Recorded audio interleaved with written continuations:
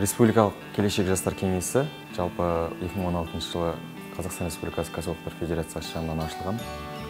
Кеңестің басты мақсаты федерацияның құрамында, яғни кәсіподақтың құрамында 2 миллионға жуық адам болатын болса, оның ішінде 500 мыңнан астамы өңірлер бойынша жастар.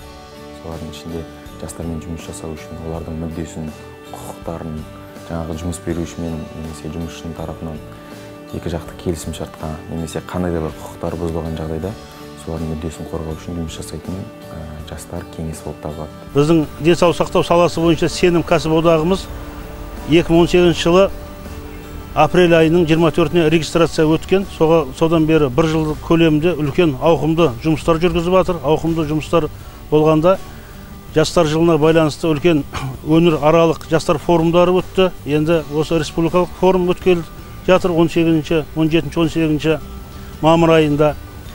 Бүкіл Қазақстан бойынша 80 сертификат 500 мың теңгеден көмек есебінде жас мамандарға беріп жатырмыз. Осы кәсіподақ ұйымының арқасында осы жылы наурыз айында Қызылорда қаласында жастар форумына қатысып, осы жастарды қолдау жылына байланысты 500 мың теңгелік сертификат ұтып алдық. Бүкіл Қазақстан бойынша 110 миллион теңгеге первичный жилищный сертификат береміз. 7-20-25 бағдарламасы бойынша 20% пайызын төлеп береміз. Осы кәсіподақ ұйымының қолдауымен алдағы уақытта 7-20-25 бағдарлама бойынша баспаналы болуды көздеп отырмыз. Оған алғы шарттар, алғашқы қадамдар басталып кетті.